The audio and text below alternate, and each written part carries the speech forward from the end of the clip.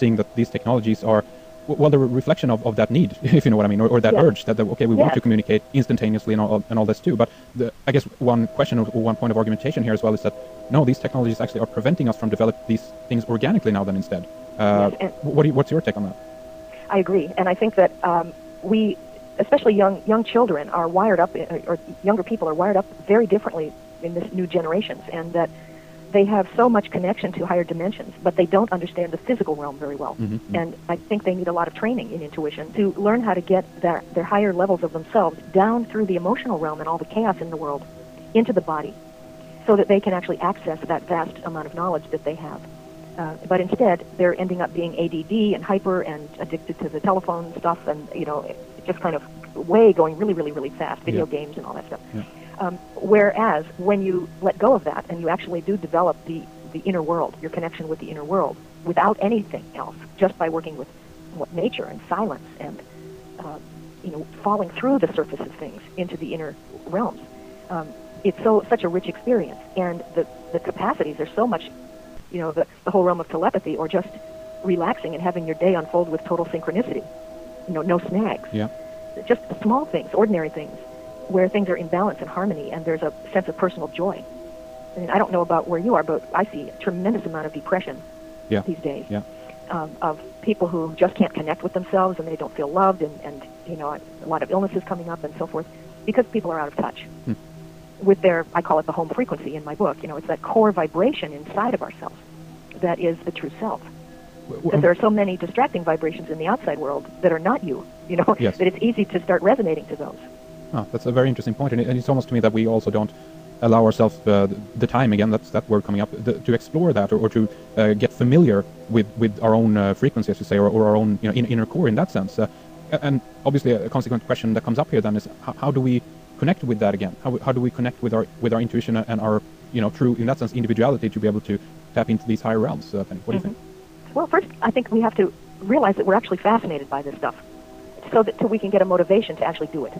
If we're distracted too much by everything else and not aware of our intent or our interest level or curiosity level, we're never going to do anything.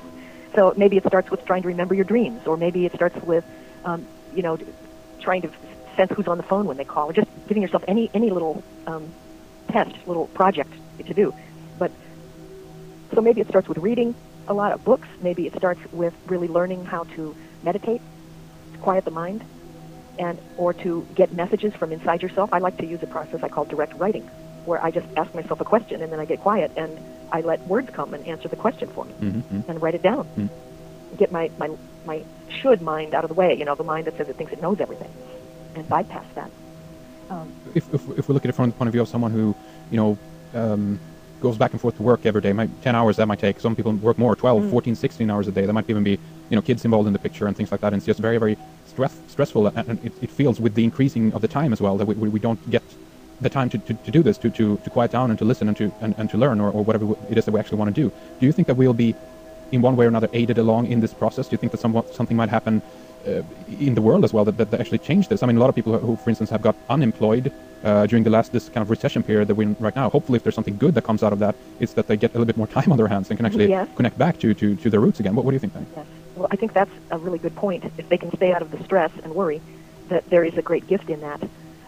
But if you are busy and, like you said, your life is full, I think there are two levels of this. One is that you need to teach yourself how to get very, very quiet and go from what I call the masculine consciousness to the feminine consciousness, where the male kind of masculine awareness is to go, do, get, focus, compartmentalize, achieve goals, and change things and all that with willpower and action. And the feminine awareness is just be with things, love them, appreciate them. There's no action really required. It's get really still and quiet and include things in your awareness and enjoy them and love them for what they are. No change needed. And as you do that and place attention on things, and learn to place attention on things for more than a second, and penetrate into something like a plant. You look at it, and you feel into its core and what causes it to live, and if it's happy or healthy or watered or unwatered. You start to feel connected to life. There's a live connection to the world. And then information starts being revealed to you. The more you pay attention, the more you know. And the more you feel, the more you know through your feelings, literally through your body.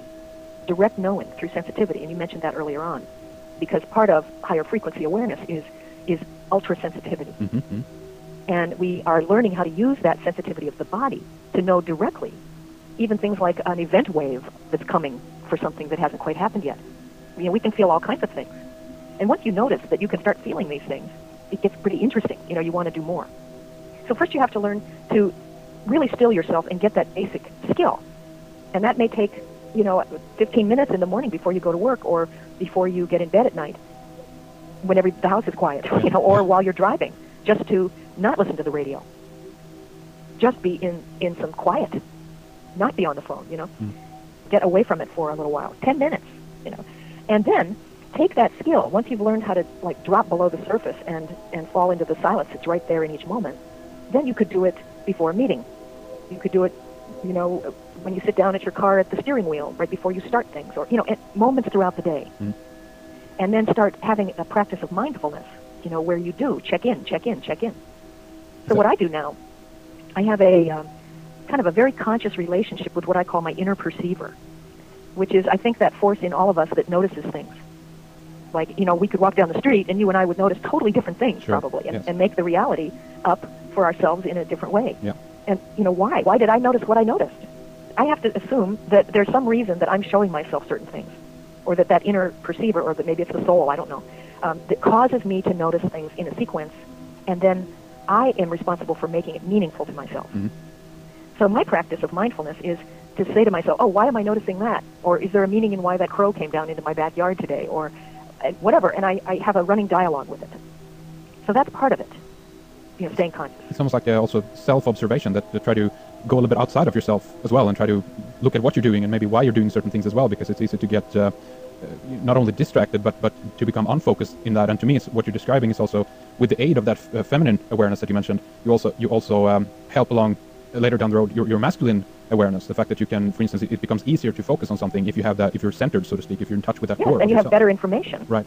You have more accurate information to go on when you're actually going to go and do something then. Yes. Yeah, and I think the Buddhists call this the path of inquiry, where you look into everything and inquire about why things are happening. It's actually a practice. So it's not new, but I think it really works very well to keep you interested.